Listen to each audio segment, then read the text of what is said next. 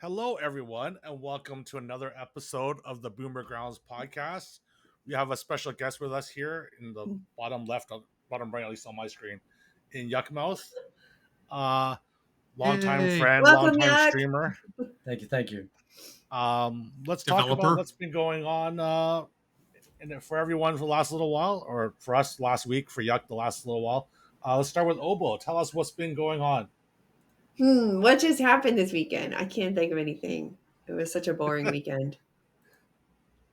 Huh. Oh, I got married. Yay! Yay. And And Terry we and were Howard there. and yeah, y'all were there. So it was a blast. It was fun. So that was my weekend. That's what's been happening. Howard. I went to Obo's wedding. I actually realized it afterwards. Not don't want to go into politics or anything, but it was the first time in my life I actually stepped foot in a red state, and I was pleasantly surprised that I was not bombarded by political stuff. But it was an amazing place to visit. We will discuss all of the food, good and bad, that we tried while we were there. So I guess obviously the highlight of the trip is seeing Obo and getting to attend her wedding. But a close second is I had White Castle for the first time in over a decade, and I have no regrets. Oh, there are lots of regrets. I'm not sure about the no regrets part. Okay. Yeah, I know. No regrets. I have to All say the- the red and blue thing. So like Missouri is all red, except Kansas City and St. Louis are like St. Louis. blue Two circles. little dots. It's, So- it's the nipples of the state. Yeah. But Terry, what about you? Yeah, obviously you were at the wedding too. Yeah, we were at the wedding too. It was definitely a lot of fun. It's good seeing everybody. We haven't seen everyone since TwitchCon. Well, at least I haven't seen everyone since TwitchCon a few years ago. Right. It was a lot of fun. There was a lot of good times to be had. A lot of a little bit of drama here and there. Obo occasionally going bridezilla. On just a little. It wasn't a lot. A But it's little. okay. With what? Don't worry, we can discuss it at when you're about to leave the restaurant after we were there for an hour or like That's- Okay, 45 minutes. that was a valid reaction. That was stupid. Oh, it was stupid. Yeah, absolutely was stupid that we That were doesn't- stuck at that restaurant that way. That doesn't count as being a bridezilla because that was after Okay. the wedding. Fine. You know what the worst part is? You actually said in your rant, "I hate to sound like a bridezilla." Yeah. You said that about yourself in the rant. Fine. So Howard, whose side are you on? Come Yeah. the same side I'm on. always on. My wife's, hers, out Yeah, there. see, I'm far enough away that I don't have to feel the wrath of Obo, like the backhand of it or anything now. So I can mention things like this now. Still love you, Obo. Still love you. Yeah. Yeah, I've been around a lot of brides. Obo was not a bridezilla like I've Thank seen you. some people get. So I think every wedding's a little stressful and everybody goes through a little bit. She just had her moment late when she was worried that the dog was going to mess the floor. Yeah. So Well, I wasn't worried about it messing the floor. I think that was a done deal. I think it was just like my dog is freaking old and anxiety ridden. So it's just like, I felt bad. Yeah. That's all. poor Charlie. Yeah, because I didn't think we were there that long to have gotten the reaction that you were going through. But I was just like, okay, I'll just let her be. It was a long weekend. I'm on the It other really side of was. the table. Excuse me, I'm not powered. You don't need to be flipping me off. Terry, I what's would like been to hear- going on with you? Or Yeah. did we already do that? We're talking about Should it we right now. should we skip you? We're gonna go to Yuck. Yuck's I want to hear about what been going Yukmouth's on. been up to. What's been going on with you, Yuck? Well, where should I start? For anybody that doesn't know, of course, all of you here do. I used to play a lot of Hearthstone Battlegrounds. That was my introduction into the card battler genre, and I've realized at that point in time it was my favorite type of game, and so that started my journey, which has led me to where I'm at now, which is somebody who not only gets to play a game called Once Upon a Galaxy, but I get to actually work on the developer team as well, which is just a dream that I never knew I had because I didn't there's not a clear pathway, or there wasn't for me at least, to get to this point. Just things happened in a way, and opportunities presented themselves, and I'm so excited to be a part of that game. Absolutely love it. And we even got Terry to stream the game recently with Tessa in the background backseating him, and Tessa even got him to sing "Twinkle Twinkle Little Star" while he was playing the game. I sent a clip to Friendly Phoenix. She's like, "If you don't clip this, we're not friends." I'm like, "Okay, I'll clip it afterwards." I can't find the exact moment, but I definitely sent a clip of that Friendly Phoenix that day. It's a very beautiful game. It is. I have to say. A lot of fun too. Yeah, read secret stuff. You could tell us about Once Upon a Galaxy that's coming down the roads. Yeah, well, set 2 is coming in October. So, nice. Yeah, set 2 is going to be some new captains, some new characters, new treasures, some new mechanics as well. A lot of new stuff.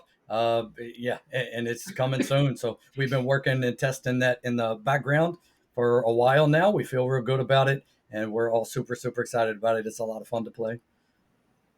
Awesome. Excellent. Not to mention, we also have been working on getting live lobbies implemented.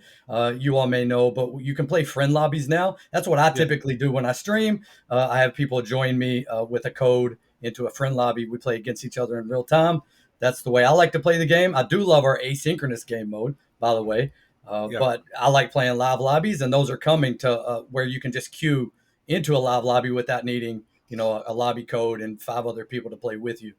So excited about that. And along with that, there are going to be some tournament type things that come as well. So a lot of good big things on the horizon. That's just a little bit of it, but that's some of the big stuff coming up. One of the things I love about Once Upon a Galaxy is the asynchronous mode, because there are times where I only have 10 to 15 minutes. I'm not going to get through a game of Battlegrounds. And most of the other card battlers that you can do on your phone are live. They don't have an asynchronous mode, at least the ones I've seen. So that's when I'm like, my wife sits there and goes, "We're leaving in 10 minutes. And I'm thinking to myself, I could have left 10 minutes ago. I can pick it up. I can open Once Upon a Galaxy. I can start a game and finish it later. And that is just fantastic. Yeah, a couple things I'll touch on there is the game was designed mobile first, with the understanding that it would be easier to port it from mobile over to PC and have it feel natural on both as opposed to the alternative. So something like Hearthstone, you can play on your phone, and I played Hearthstone on my phone, but it obviously wasn't designed for that. So we wanted it to be designed in a way where you could play one-handed if you wanted to. Like we thought, what if you're holding a baby or holding a drink, or you still want to be able to play a game if you're on your phone. So yeah, we designed it in a way that you can do that. And the asynchronous mode, in a lot of games, I don't latch onto it. In our game, I like it a lot because we use a lobby format within the asynchronous mode. So it's not a full mimic of what a live lobby would feel like, but you do get a sense of being in a lobby as opposed to just getting a random opponent one after another, like some other games treat their asynchronous modes. Yeah, I'm not a fan of some of the other games, the async mode, where you just like random board, because then you don't, especially like the end game stuff, you don't actually get to like try to like plan for the end games against specific boards. You're just like, oh well, let's just hope they have what I think they might have, and just like bring in random stuff that like might not be prevalent against what your next opponent will be. So like I definitely like that about Once Upon a Galaxy. I think that's a pretty nice feature of it. Yeah, it takes something away from the strategy when you're just going to get a rando board, and it's great to see that you guys have kind of figured that out.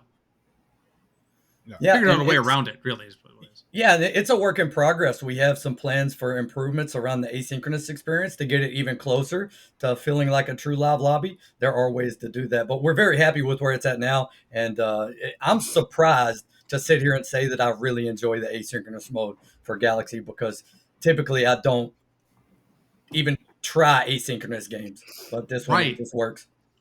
Right, because it's just the little everything you guys just mentioned, the rando aspect of it, the inability to plan for certain boards. You guys have kind of overcome that very early on in the process too. That was something during the play testing that was very evident that you guys were working on. Because Terry and I were happy to offer play testing when you guys were still developing. And that was something you guys clearly were working on. It was a great idea because it does set you guys apart. Yeah, I'm not gonna lie. Your async mode when I was in the alpha or beta or whatever it was was definitely a lifesaver when I was at Disney World because I was like, okay, we're lining up for another 30-minute line. Okay, yeah. Playing the game, playing the game. What, are we there yet? Yeah. Okay, let's go on this ride. I come back. Okay, next ride. Yep. I literally must have put in so many hours. I know Brian Weissman was like mentioning in the Discord, like, I get into these lobbies, there's like 5 Terrys in this lobby. I'm like, sorry, what can I tell you? I've been playing a lot in this particular time. I literally have like hours upon hours of just either like sitting in an Uber or like sitting in line and just like plowing through games was like a lot of fun. I definitely was a big fan of that. That takes Uh, me back to some of the early conversations that we had around, what are the goals and what type of players are we trying to appeal to? And honestly, we're trying to appeal to every player out there, which sounds impossible and it sounds ridiculous. And how do you do that? Well, we just tried to make some decisions along the lines of making it simple and easy to pick up and play, but enough complexity that once you start to learn and you start to look for that complexity, somebody like myself or any of you that play this type of game can find that complexity that we all enjoy. yeah, And then casual players that are just going to play while they're standing in line somewhere. yeah. We want those people to be able to enjoy the game, but I think he also just called me casual. Just saying. Nah. I've probably called you worse before. Uh, Uh, but but then also for me to sit down on PC and play the game for hours and hours straight, Yeah, that's a very different experience. And so yeah, what seemed like a monumental task, we've just looked for ways to be able to sort through it. And yeah, we're happy with where the game's at. The game has a lot of momentum right now. We're happy with the way the player base is growing, and just excited for the future. that's great. awesome. All right, so the topic of the week, which has been a major thing going through Hearthstone, I'm sure as a developer now, Yuck, something you have to be more aware of is power creep. Um, I know most of you probably aren't Magic players, but Kai Bude, like who's like considered to be like one of the greatest players of all time, was interviewed this week and is talking about power creep in Magic and how out of control it is and how hard it is for the company that makes Magic to kind of control it, and that they need to sell new sets. And the way you sell new sets is to make cards that are slightly more powerful than the old sets, and you have to power creep. But then after a while, you hit like the peak of power, the peak of the power creep. Like you can't possibly get any more powerful, so you have to go and ban cards. Like Magic being a physical game, like they can't just like change a card like Hearthstone can. And then people feel really bad because they just spent all this money on real cards, and then all these cards get banned, and then you have to power creep more, and then ban more cards, and then the cycle is kind of vicious. It's really bad on the players that are playing the game because all this money gets wasted, and how are they supposed to keep selling new sets if they don't keep power creeping it up? So I thought, since I saw that interview of him on YouTube this within this last week, I thought it should be talked about because Hearthstone is having this problem now. The last 2 sets that came out have been totally weak, and none of the cards would be playing in standard, and everyone's complaining and about how these sets suck. They don't care about us. What are they doing? And what are they supposed to do? They had to try to pull it back at some point, right? Like, I don't know what they're supposed to do, so I thought we could at least touch on this subject. And what's your thoughts about this there, Yuck? Yeah, I think you kind of covered it. It's tough. I Yeah, think power creep, it's going to happen. Like you yeah, mentioned, if you want people to be excited about the next thing, it has to be strong compared to what you have in front of you today. yep, So to be able to introduce things that seem fun and powerful, and I'm looking forward to that, it probably is going to be a little bit stronger. There are only so many different mechanics that you want to introduce into a game. So yeah, make something a little stronger. And so it's like what you're talking about now with Hearthstone. If you don't do that, then the player base is disappointed. If you do that, then there's concern, worry about power creep. So it's tough. I think the best thing you can do is just to plan for it as a developer, accept it. It's going to happen. It needs to happen. As a player, I didn't always feel that way, but now that I'm looking at things through a different lens, I think just be ready for it, plan ahead, try to keep it contained the best that you can, and just adapt as you go. As developers, you plan ahead. I'll only speak for us. We plan ahead to the next set, and we're even already working on designs for set 3 and talking about even into set 4, even though we're still a ways off from that. Yeah. But some things will change based on when set 2 is released. How does the player base receive it? How does the meta shake out? We can come up with our own ideas of what the meta will look like, but the reality is it will probably be slightly different. So then does that change anything for us on the next set after that? And you just kind of have to be able to be flexible and adapt, but be ready to change, because the power creep is just going to happen.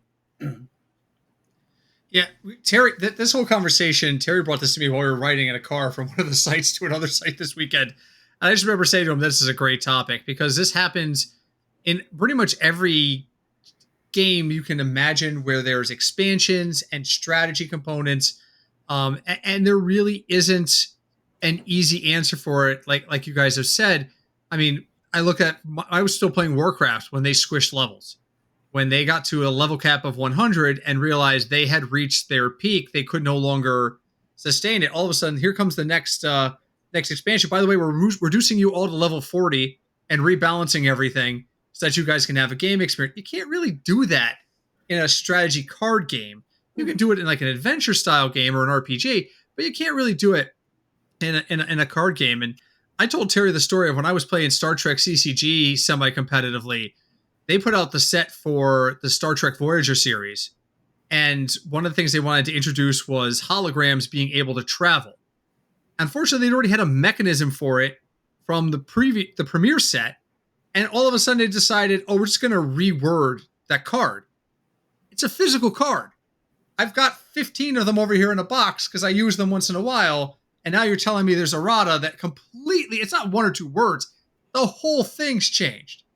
And so it's so hard in the physical, it's harder in the physical than the digital to figure out how to keep it interesting and progressive without going that route of I've got to make every card stronger. And you've seen it, you see it all the time on community forums, on Reddit.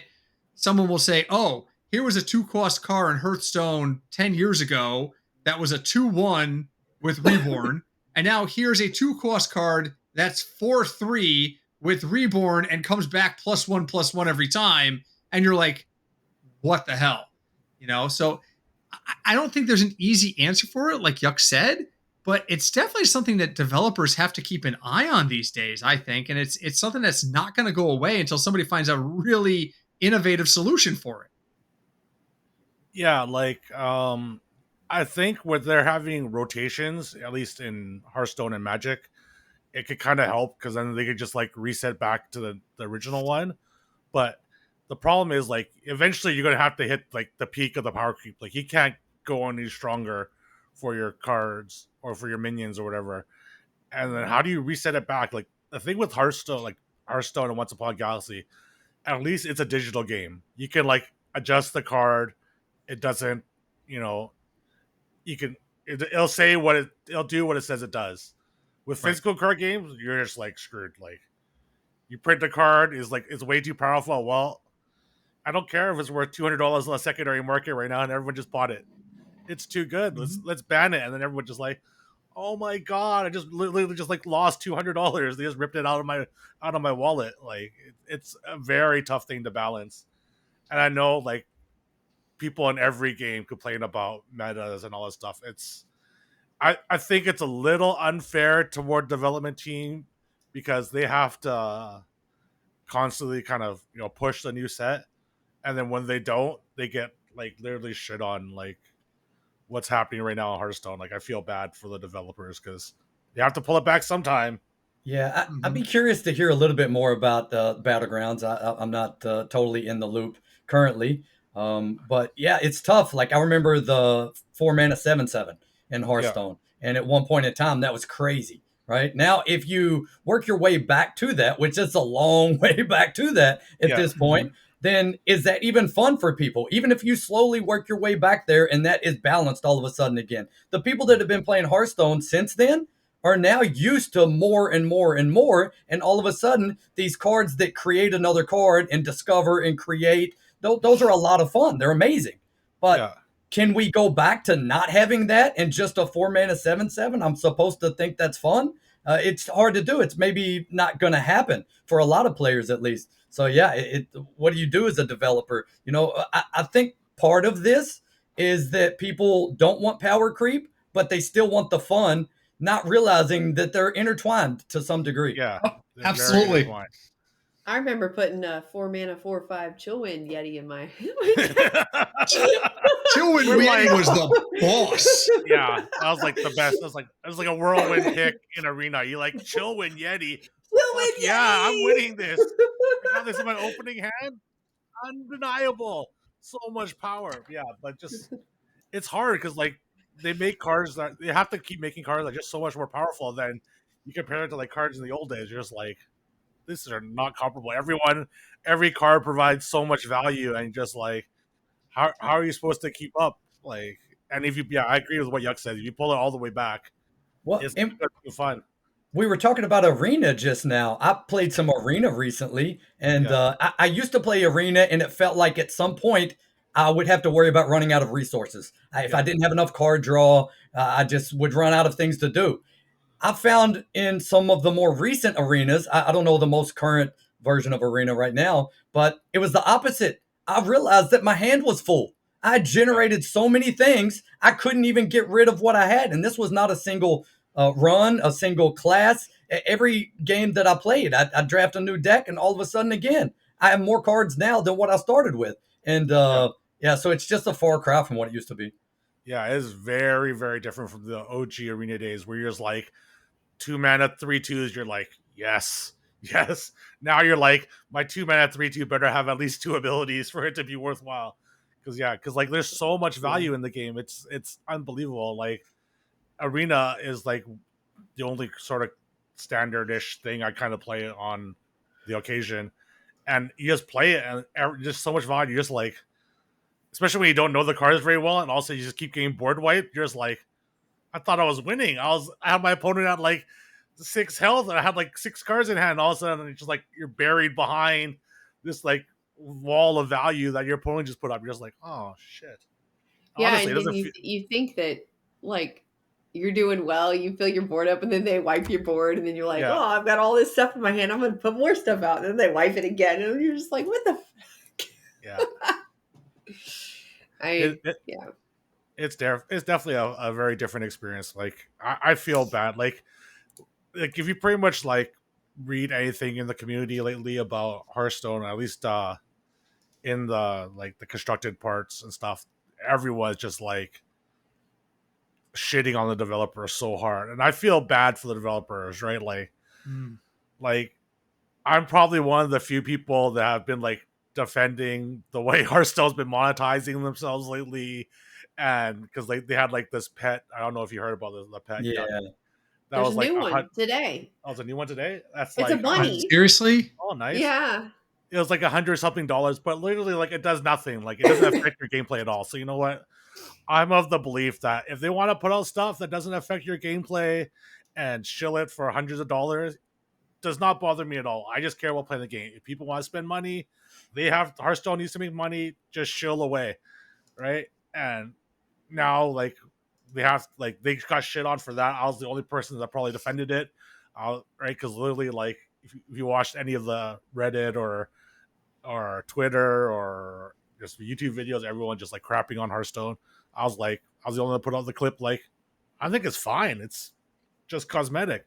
And now like the new patches, everyone's like, these mechanics suck. Like you even see like Kibler just like walking away from Hearthstone for the time being, right? Because it's just not fun. But like they have to pull it back sometime, right? Like I understand like the meta is not very fun, but like what are they gonna do? They can't just keep trying to break metas more and more. You know, it has to happen on occasion for the game to be viable long term. It's just tough.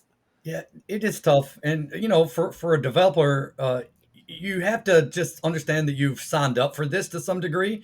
People that are passionate about your game will feel strongly that that's not always a positive.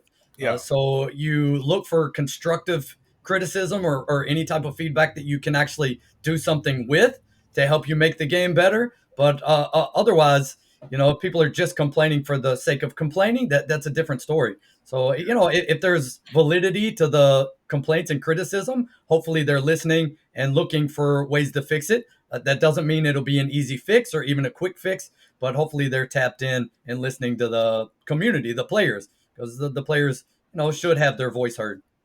Yeah, I definitely agree. The problem they're having is that it's all the big creators of the game are the ones that are really like shitting on them the most. Like, I'm sure they're used to, the Reddit forums where just like a million people are just constantly berating them for a random X thing because, this is too strong, this is too strong. I'm like, that's normal. The problem when your biggest creators do it now, it looks really bad because it gets so much more volume of views and stuff than it would just from like, random Joe Blow doing it. And I don't know, I think it's tough on them, right? Once their creator is doing it. I don't know what else to say about that, but yeah, Yeah. it seems pretty tough on them. Are we up for the game now? Have you seen our episodes before, Yuck? I've seen some of them. I haven't seen them all. So, Okay, so Fair enough. as long as you've seen the game where we ask the trivia of the Boomer Things portion, uh, normally we ask our guests because our guests, we don't really know much about our guests, but since Yuck knows us pretty well, I thought it'd be more fun for him if he was the one trying to get into at least my mind. So, oh boy, I don't know if I didn't sign up for this. I don't know if your wife would be very happy about that, but so I had Howard draw up 7 questions. What he'll do is you and Obo, the answers will all be numerical, and you'll be bidding on the answer. And it's not the actual answer, but more of the answer of what I think the answer is. So, like, say if the question was, "How old is Yukmouth?" and you and Obo will be bidding like 30, 33, and is close about what I think the number is. So if I think Yuck is 75, then Yeah, you gotta obviously. try to get to that number, not what the actual number is. Yeah, Because the okay. actual answer doesn't actually uh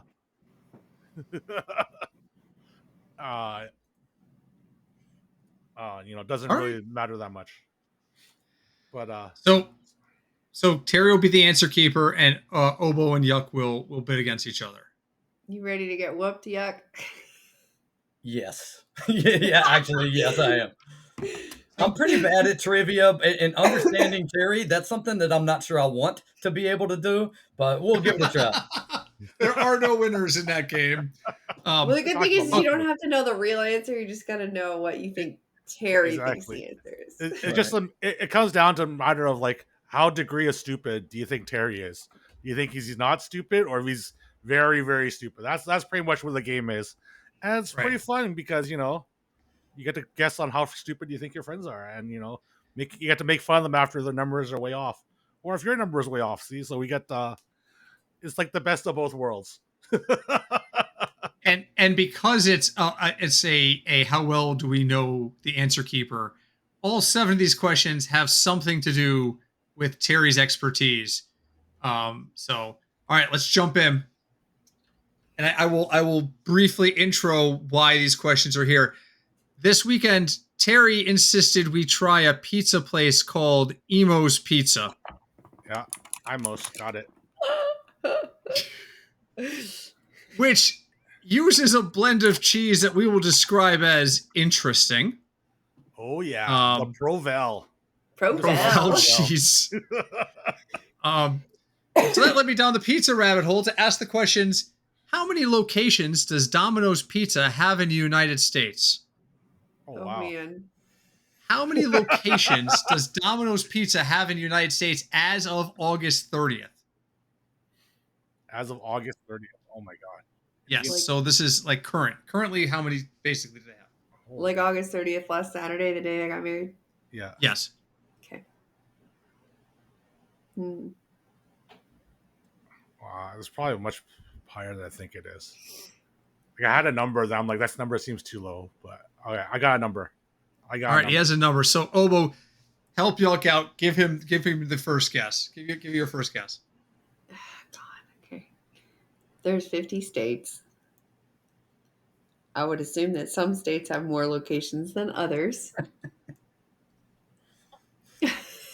I don't know if there's a Domino's in Alaska. I really don't. So. I'm guessing there's probably a Domino's. There has to be.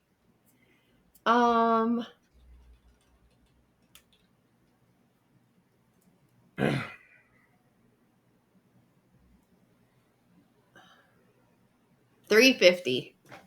350. So Yeah. Yuck, you can either say that is way too low and give us a guess that's higher, or say she's insane and stop. That's way too low. I love how much thought you put into this, Obo. I'm going more off of instinct here. I don't know. I think it's quite higher. So I'm not trying to price is right and just go one higher, right? I'm trying to actually get this number. Or you're trying So- Trying to get what Terry thinks Yeah. it is. Yeah. Well, I'm gonna say what I think it is, and I kind of hope that this does not line up with what Terry thinks. In a way, I want to win the game. Of course, I'm competitive, but at the same time, I don't want to be thinking like Terry. But I'm gonna say 824. Why not Obo? 825? You tell likes that me. I wiggle told you I was room. going with instinct. You're messing with my He knows one food. closed last Thursday, so he's taking that one off. Oh gosh. I was just trying to bait you with the low answer, by the way. This is not a mind game style game, I honestly. know. I'm gonna say 850. 850. That's so close to what I said. That means you think I'm right. Maybe I'm not that gonna was the overthink trick it. to I'm- get you to give me a more accurate answer. No, So you know what? I was gonna adjust, but then when you predicted so close, I started thinking you believe in me, so I believe in me, and I'm just gonna stay where I'm at. My number is way higher. I thought there's like 35,000 of them. What? There's a lot. 35,000. There's a lot. Okay. There's a lot in each city. I don't like each major city probably has like 10 or 15. I would assume. Maybe. Well, I don't know. And there's Let's a lot. point Obo, right? And there's a lot. I in think I think the real answer is more like 2,000 to 3,000. I was gonna say more like 1,500. What would be? I thought there's a lot. Like I don't think we're anywhere near. What'd you say? Maybe. 30? Not Yeah. 35,000. I don't- No. I'd be The shocked. correct answer is 7,078. Wow. Seven Way zero more. 7 8. Okay. So I was point one to probably Obo, which means counting the she- Alaska. I probably thought there was like 20,000 in Alaska or something. I just added those in by accident. I would definitely eat Domino's before Emos. Imus, yeah. Imus. Terry likes calling it Emotional Imus. I'm going to write corporate and ask for a ruling on the pronunciation. Emotional damage. Yeah, emotional damage. Oh, there was damage. Okay, one more food-related question. Obo has to go first on this one because she won the last point. Terry got to try Raising Cane's chicken this weekend for the first time, and yes, his disappointment was emotional damage to watch him have to suffer through this. How many Raising Cane locations are in the United States as of August 26th, 2025? All right. How many Raising Cane I definitely locations? Because I got to put the date there because they're opening like 6 in my area in the next Way less than. I'm guessing it's less than Domino's. 35,000. Just saying. The thing is I don't know how many states Raising Cane's is in because Yeah. it didn't used to Ooh, be. that's why I went with the east. I went with the big chain and the little It chain. didn't used we to tried be it in both. the area, and it is now. Okay, But they're I got a not number. like on every corner. There's I got a like number. maybe, I don't know, 4 or 5 probably in St. Louis that I would bet. Terry has secured the number, Obo. What do you got?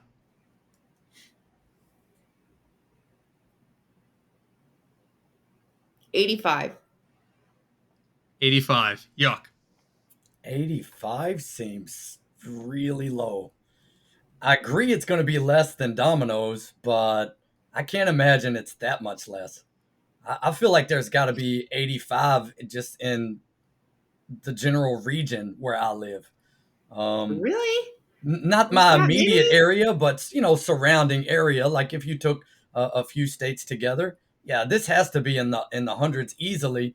And I will say, I agree though. I don't know how widespread Raising Cane's is like across the United States, but I got to say it's got to be 500.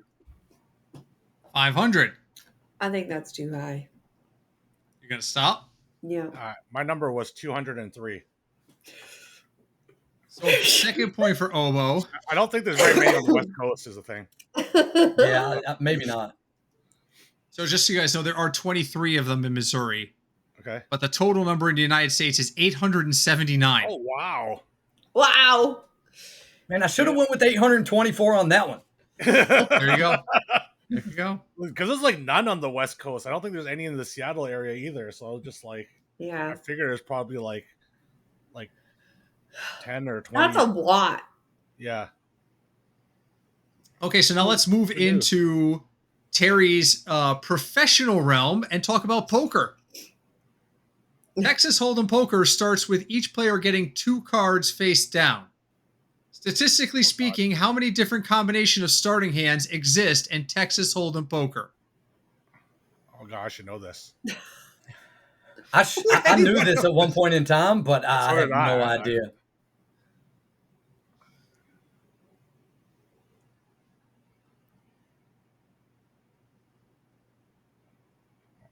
I Gotta can use take a out my calculator, calculator. right? Yeah.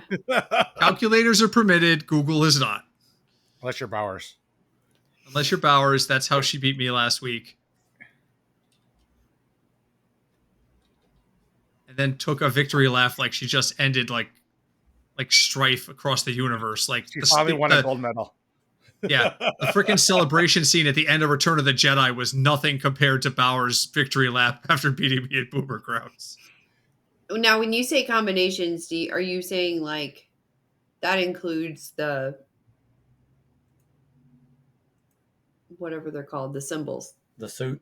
The suits. The suit. Yeah.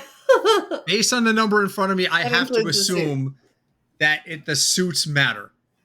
So a pair of 2s where it's a 2 of clubs and the 2 of spades is a different combo than a pair of 2s that's the 2 of hearts and the 2 of diamonds. All right. 700. Does Terry even have a number yet? Yeah. Okay, 700. Yuck. I'm a fan of poker. I don't play much. I like watching poker. And I'm sure I knew this. I've come across this at some point. I don't recall what it is. So I'm going to just take a bit of a guess. No calculator needed for my expert guessing style. And I'm going to say 1,360. Obo. I think that's too high. I think it's 2,652 or something. So that's going to be a point for Yukmouth. Yeah. The correct answer is 1,326. Yuck was just over it. Wow. I think it depends if you count like the first card being dealt as like the ace of spades or the second card being ace of spades, because it could create 2 different combinations of it. I don't think the suiting matters, like if it comes first or second in their number, which would explain why you went higher. Yeah. That's the difference, yeah. An ace and 2 of spades is no different in this calculation than a 2 of spades and an ace of spades in the other. Yeah. Okay. Well, Yuck is on the board. It's 2-1. It's a good game. Wait, now I have to go first. I don't know if I like this. You're going to love this question, Yuck. I promise. I have no idea. Terry is an unabashed Disney fan with him and his daughter. So I would like to know, how many people does he think visited Disney World in 2024? Oh my God. In the last full calendar year, how many people visited Disney World? So just Disney World, right? Not all Disney properties? Just Disney Just World. Disney World. Okay.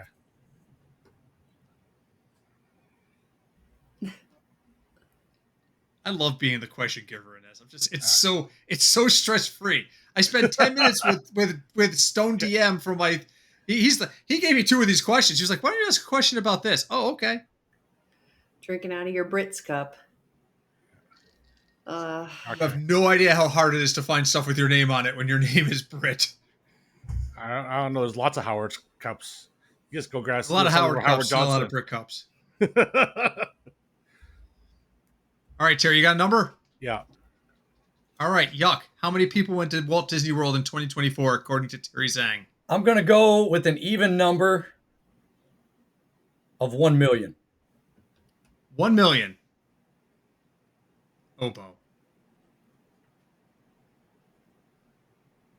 1.5 million. No, I'm staying. I'm good with 1. Stop it at 1.5. I said 26 million. There's a lot of 20. traffic. That's like half a million people a day. I think that's pretty close, actually. Is this like 35,000 dominoes again? 5 parks, I think. It should be a lot. It's actually really high, I think. It's definitely way more than a million. I just think almost do a million a day. So the point goes to Obo, and the correct answer was in 2024, 48,770,000 people walked through the gates of Walt Disney World. Wow. Well, see, maybe that's just the number even for what I'm thinking. I was thinking just for the main park. Oh, no. It's been a while since I've been to Disney. There's five. There's actually. I know there's different parks, but I was thinking just like the main one is what I was thinking. But my number is likely still way too low, though. Yeah, because I was thinking somewhere around like 500,000 a day. Or something. So that's why I went with 26. But I was like, you think it's that many? 500,000 a day? That sounds crazy. Well, it's actually more because almost a million a day. Yeah, well, that's crazy.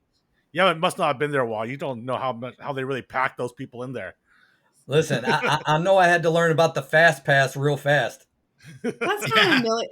Wait, in a whole year, 48 million? That's not a million a day. It is not. Let's break out the calculator. It's actually less. 48,770,000. We don't do math on stream, okay? Where are you getting your math from, Terry? We don't do math on stream. He's on the metric system, Obo. Divided by 500,000 a week. That's about 133,000 people per day. Yeah, 500,000 a week is what I meant.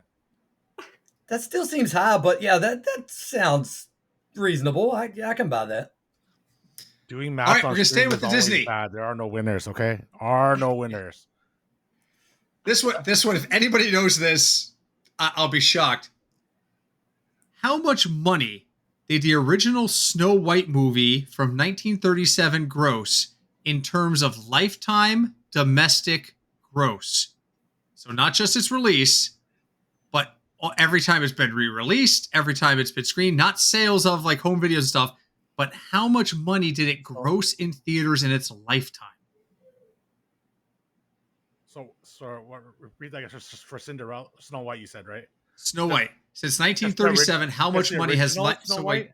The original Snow White. Okay, so does it count the remake that they just did like a few years back? No. Okay. And we're not counting video sales or any of that kind of stuff. This is movie theater lifetime gross. Okay. This number seems really wrong. And this is a tricky question because inflation plays into it. Movies were very cheap in the 30s. Okay. I got a number. All right, Terry's got his number. Obo is leading 3-1. She must put out the first number. $450 million. $450 million. So I think I have no idea. And I was thinking about exactly what you said, that ticket prices have changed a lot. I don't know how many times it's been re-released into theaters. It's obviously very popular. Terry saying he thinks his number is super wrong makes me want to guess also super wrong, which should be no problem because I have no idea. So I'm going to go lower and say 215 million. Oh, you just got to pick lower. You don't have to guess a number. I'm too high. Yeah. Just have to stop. Okay, so Yuck is going to stop. Terry, what do you got? I said like 85,000 because I don't think it actually got re-released very much. Oh, maybe not. What? 85,000. So that's a point for Yuck. Like, how many times do you think that movie got re-released in theaters? I don't think it got re-released in theaters very much. It's always just like new copies of the video and stuff. So here, get ready for this. The lifetime domestic gross of Snow White from 1937 is $184.9 million. What the hell? And when it's time adjusted for inflation over the years it was released, it would be $1.5 billion. How How many times did it get re-released in theaters? That's what I'm curious. It got released for the 50th anniversary. It got re-released for the 75th, things like that. But yeah, I don't its remember original run. Its original run in 1937 made $60 million. That's how long and how popular it ran. Back when it was like 20 cents to go to a movie, Yeah, it still made $60 million. Holy cow. Yeah, it was before the internet. There was nothing else to do. I know. That's true. That's true. Because like I don't remember it ever being re-released on like the 75th anniversary. I just remember like they put out just like new DVDs or do all this stuff because like of like new copies was like, ooh, all these extra bonus features. I figured you would know that one, Terry, because since you were around when it was released and you were at the premiere. I was think he was care of involved your in the kids making back then. You guys keep talking. Keep talking. My son's calling me, so hang on. Okay. Oh my God, that's awesome. That is like, awesome. I don't remember it ever being re-released like in my whole life, like which has been quite a long time. You know, me and Yuk were both Stone Age, you know, fighting off dinosaurs in the Stone Age here. And I don't remember them ever putting it out in the movie theater. Yeah, I seriously don't remember ever going to the theaters. Like, I definitely remember all the different digital versions they released, or like DVD or Blu-ray. And it's not because my wife kept making me buy them. That's the only reason I know. But I don't remember her ever being like, "Let's go to the theater and watch the original Snow White." It just are you ready? Are you ready to be really wrong, Terry? Because I just searched it. Yeah. Snow White and the Seven Dwarfs was originally released in 1937. Yeah. It was then re-released in 1944, 1952, 1958, 1967, 1975, 1983, 1987, 1993. All right. Been re-released almost a dozen times. Yeah, but most of those times I was just a baby. for all the pre 80s stuff, I was just a baby, you know. I still feel so old because I was alive for half of these. Yeah, like 90, 90, I guess 93, what? I guess it was a special edition in 93. Oh, 93 was the first fully digital edition with 4K resolution. Oh, yeah. 93, I was just about to go into college, so I probably wasn't paying attention. I didn't have a girlfriend then, so I probably would never have to go look at it. But man, I mean, I had no idea it was re-released that many times. How about that longevity? I mean, no shocker with anything Disney, but I mean, how crazy is that? If you just forget for a moment it's Disney, and anything to be around that long and something that can be re-released and people still be excited about it is crazy. I'm curious how much like Rocky Horror Picture Film has done in the theaters, because literally like it gets released, it's like in the theater every year around Halloween time in like some shape, like some divey theater. They're always showing that, and there's always some big party of people all dressed up for that, like in probably every city I could think of. And that movie's been around forever. Like that one, I would guess way more. All right, I'm back. Sorry. Okay, I'm showing 115 million, but I think that's only its first release. It's not counting all the times. Yeah, it's gone and just been like put in a theater somewhere. So just one really quick last minute thing on Snow White. Walt Disney had to mortgage his house to make it. He got a $1.4 million loan on his house and then had to borrow another $250,000. But that movie cost less than $2 million and has made bank. Think of how amazing his house was if he could get a $1.2 million loan on it in 1937.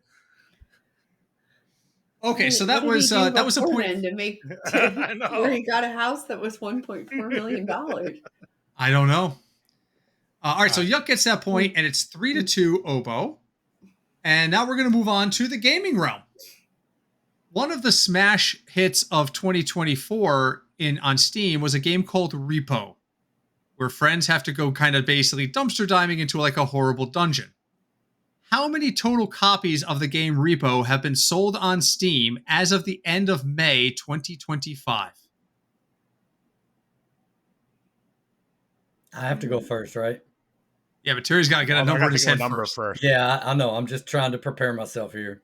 I don't want to go first. Okay. All right. Oh, I should wait. And I chose this game just because it was one of the few games I could actually find a published sold number for. All right, you got a number? Okay, yeah, I got a number. Yuk, what do you think?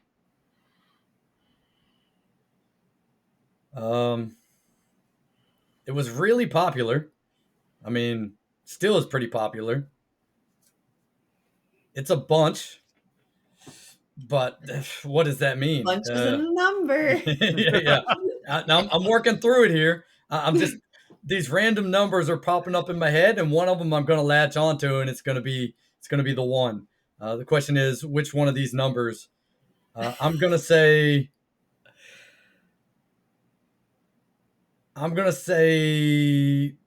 29 million.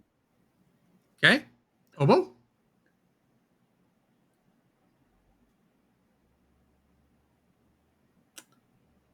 $39 million.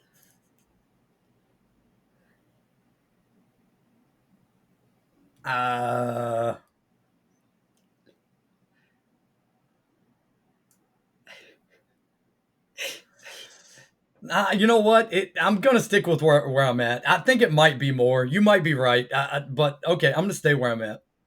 What does Terry I'm think? really off on it. I thought it was like 3.5 million. Oh shit! I don't know how many copies of it. All I know is just you played a lot with your friends, but like I don't know how many titles, like how many copies a Steam game sells. So the correct answer is 14.4 million. Oh, okay, No, right between we're all of us. both wrong. All right, So that is 3-3. point for Yuck, which means we come down to the last one. Oh man.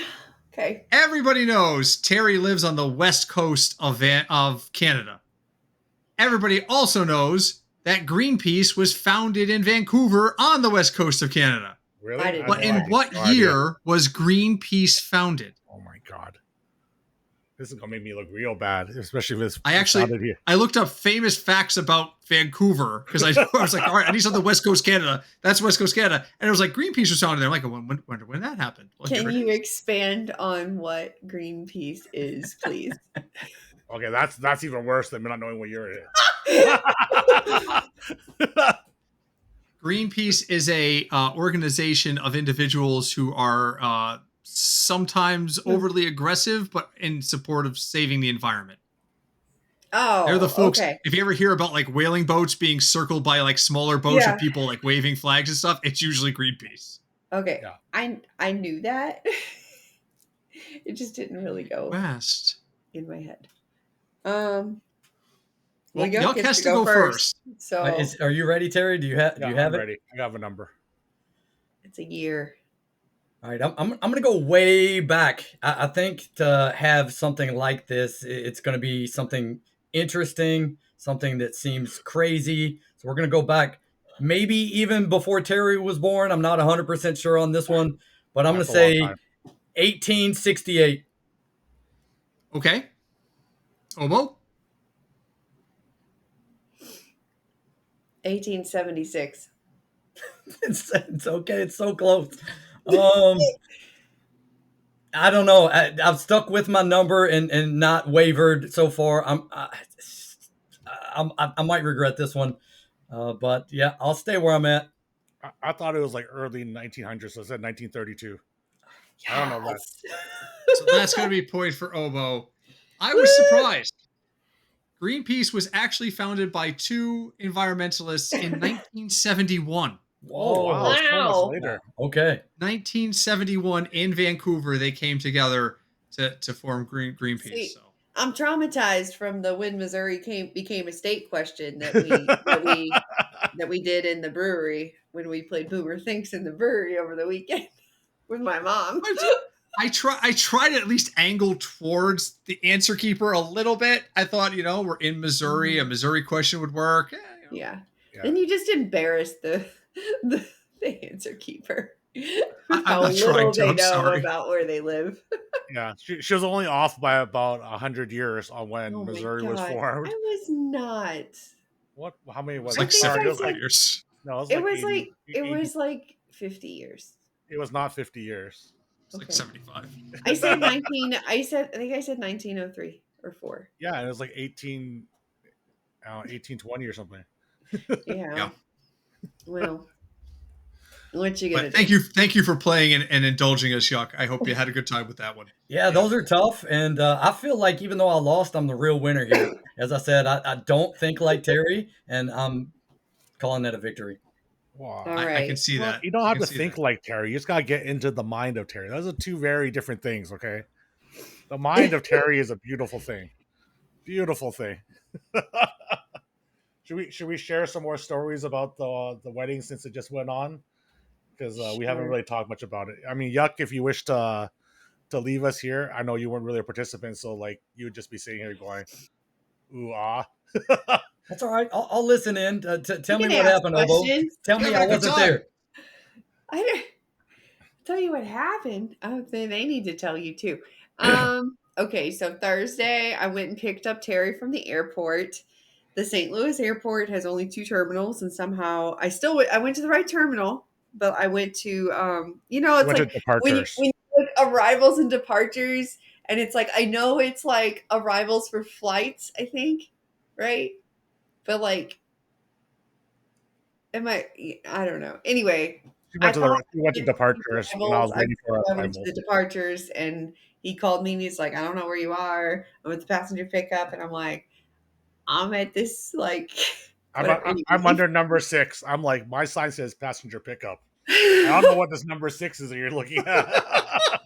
And I'm yeah. like, I had to go ask someone. They're like, oh yeah, it's over there at the departure gate. I'm like, okay, I'll walk over. Um, I took him somewhere to get some toasted ravs. Yeah. Got to get toasted raviolis because you're in St. Louis, and one of my favorite ice cream places.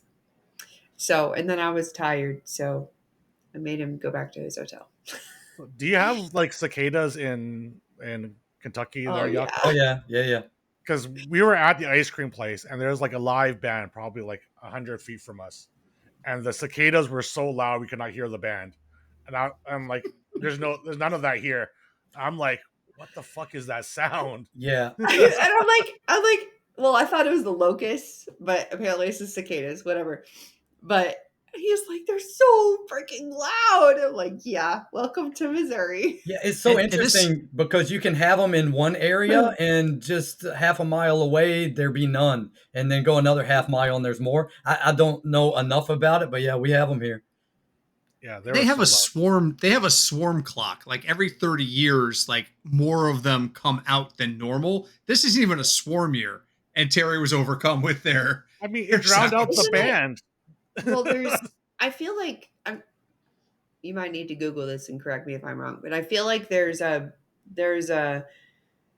type of cicada that's every 7 years, Maybe and even every then 7. there's one every 13 years. And there's certain years where that every 7 and every 13 happen on the Overlap. same year. And I feel like that happened relatively recently in the last like 5 to 7 years.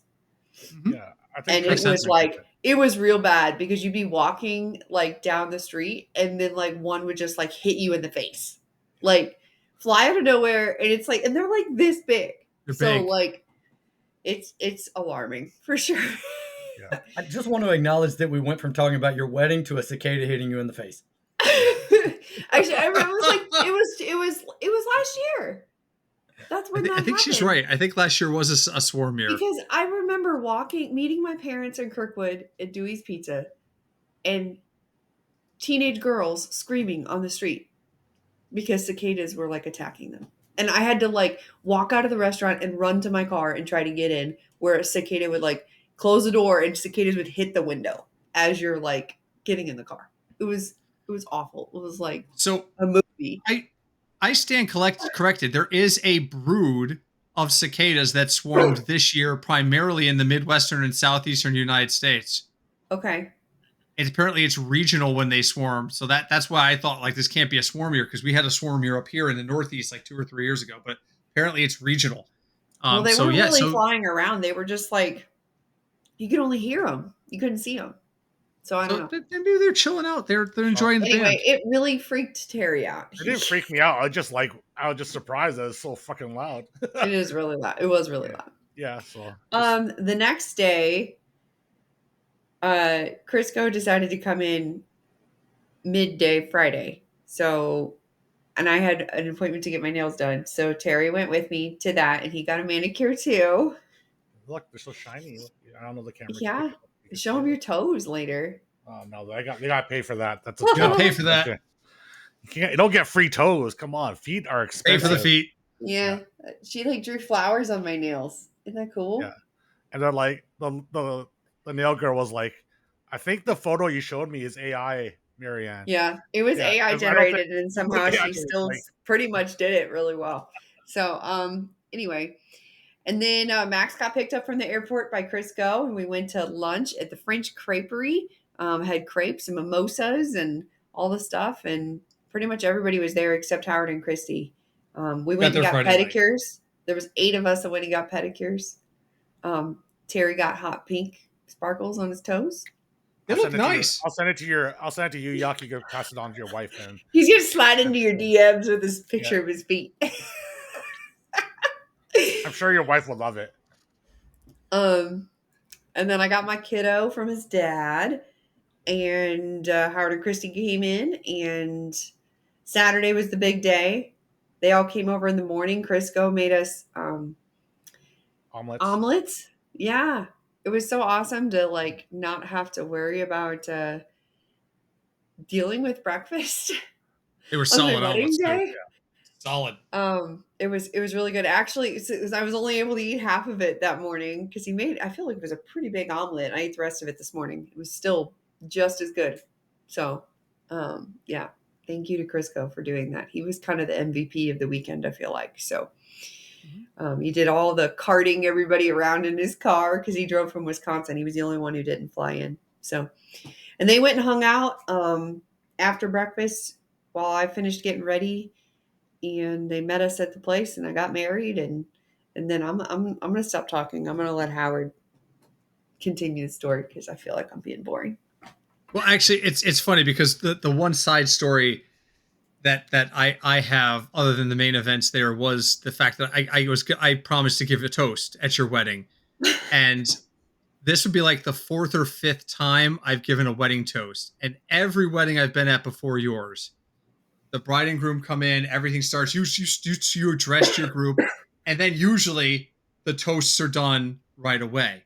So historically, because Howard Moon has been known to enjoy a few alcoholic beverages from time to time, and this place had barrel aged 11-year-old rye bourbon available at my whim, I got myself a glass of it and said, I'm not touching that until after I do the toast.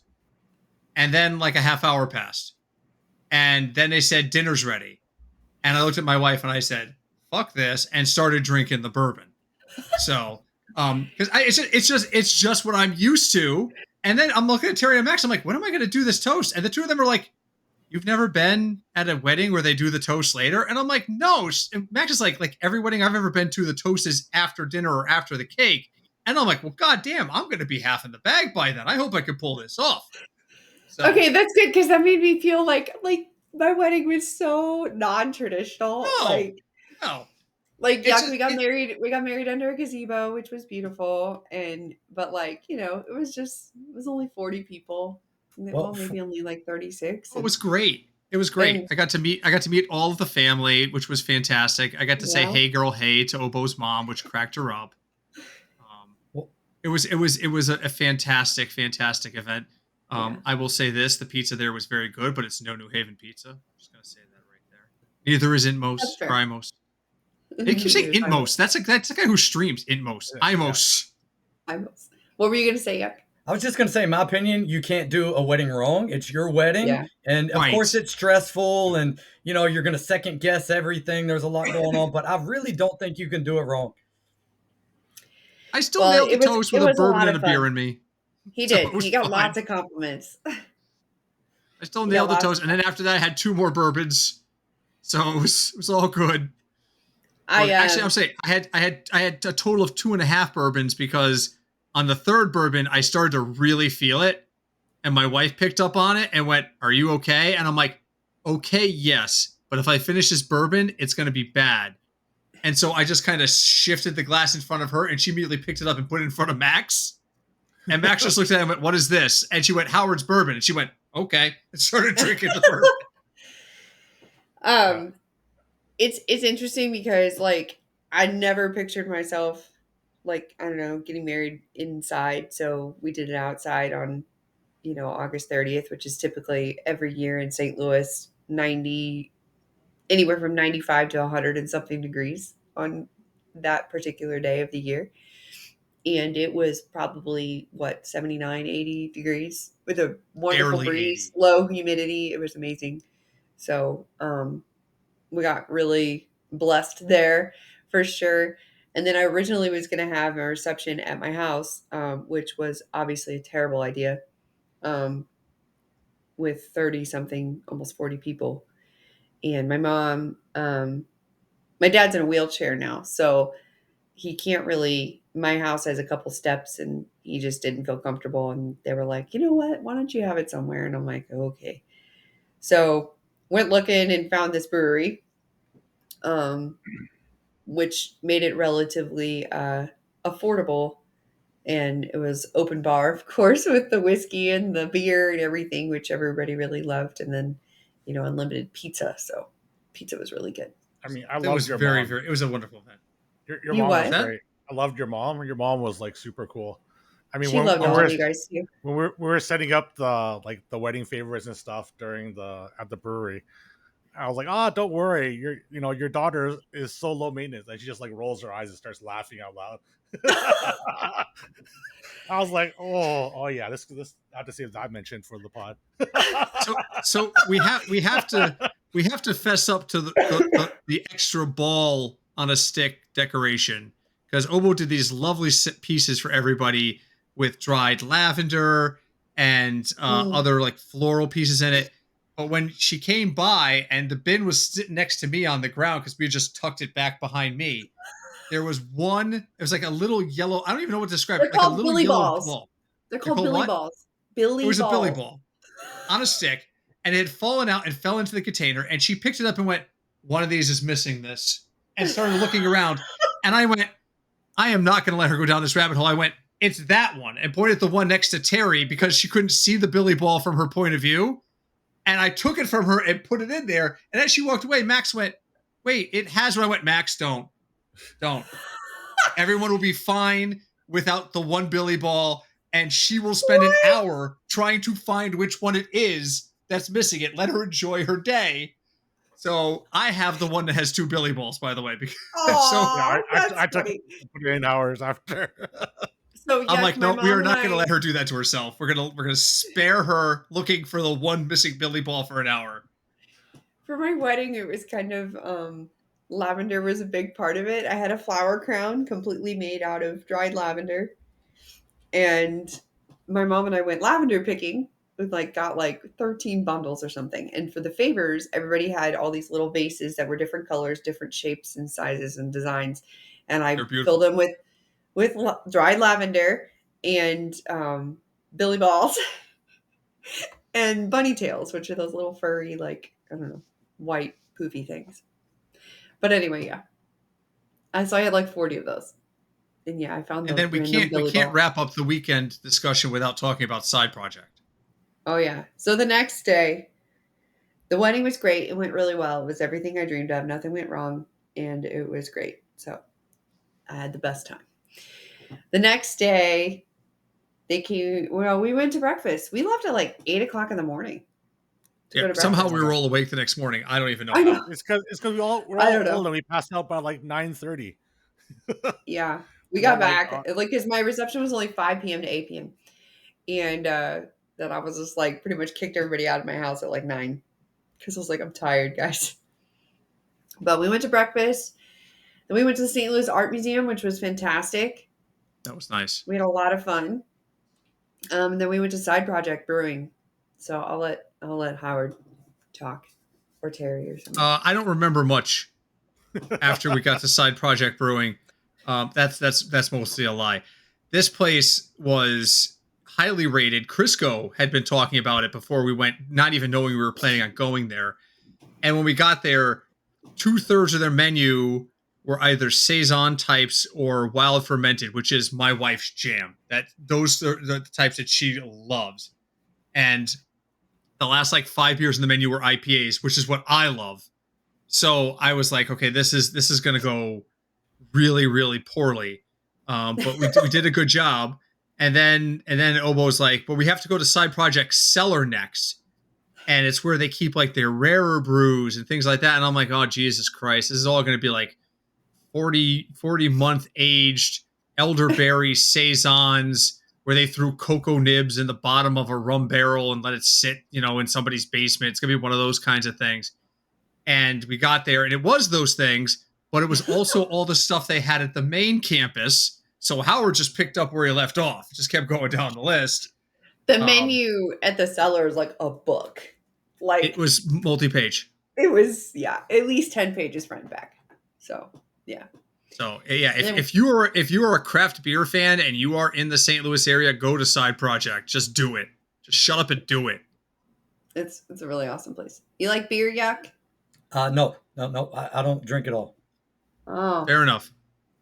Well, I'm not a huge beer fan either, but there was a stout that was at the cellar that Howard absolutely hated. Oh, it was terrible. But Matt got, and I thought it was pretty good. It tasted like chocolate covered espresso beans. It tasted like someone had set chocolate on fire and then reconstituted it and just shoved it in a bottle. Oh my God. You're silly. It was like all the happiness had left from the world. It was like drinking a Dementor. Yeah. And then Trestus met up with us there at the cellar. And all the barbecue places that I wanted to take them to, unfortunately, since it was Sunday, closed at 4. And we didn't really think about that. So we went to a place called Salt and Smoke that I've been to once before, but it was a different location. And Trestus is like, oh, there's one in St. Charles. We'll go to that one. And so we went to that one, and we had 9 people. So we had to wait, 15, 20 minutes. Not a big deal. And the lady seats us at the table up in outside, up in the patio area. And our waitress comes over. Well, I think we waited a while for the waitress to come over. At least we didn't see her for a few minutes. 15 minutes probably. And then she took our drink order. And then 25 minutes later, our drinks were brought. And then we're talking just waters, teas, sodas. Nothing earth-shattering. So it's I don't know, 50 minutes have gone by and we haven't even ordered our freaking food. And this is where Terry is saying I was being a bridezilla, because I'm just I was thinking that I was going to be on my way home by now. We haven't even ordered our food. And my poor dog is sitting at home, probably wondering where the fuck we are. Anyway, it was a really bad experience. The brisket was terrible for some reason. I don't know why. So it was not a very good St. Louis barbecue experience, I think, for my friends. Mac and cheese was great, though. Yeah, but the mac and cheese, their mac and cheese is on point. That's for sure. Yeah, I didn't like the brisket. I mean, so the actual timeline was we waited about 20 minutes to get into the restaurant. It was about 15 minutes she took the order. And then we got there at 5. I think it was 5:50 when Obo mentioned that she's going to leave. I was like, it's only been 50 minutes. It was almost 6 o'clock, dude. Yeah, 5:50. It was 5:58 whenever I looked at my clock, and I'm like, we've been here since 5 o'clock. The one waitress was serving 40 people. I don't care. They did not have adequate staffing. Yeah, I was just and then she was melting down. And then, what's funny though is that so the lady that seated us originally, she must have been higher up in the chain of the staff there, but she learned that we got married the day before. And whenever I was checking out and paying my bill on the little device, it gave me a survey, and it's thumbs up or thumbs down. And I'm like, thumbs down for the wait time. And it I selected wait time. 2 minutes later, she comes over with a bottle of bourbon to give us.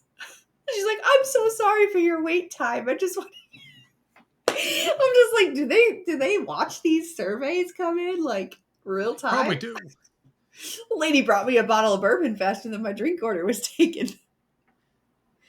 And they gave her a choice if she'd rather have a pre-made cocktail bottle. They're just because it was a maple bacon whiskey. You're yeah, interesting, but because Matt had already left and got up. He got up to go get the car, and I was just I don't really foresee him drinking a maple bacon whiskey. And I'm anyway, she wanted us to whatever she was giving us, so we got the cocktail, which we still haven't opened, but we'll see. I'm surprised that Max and Christy didn't destroy that bottle that night.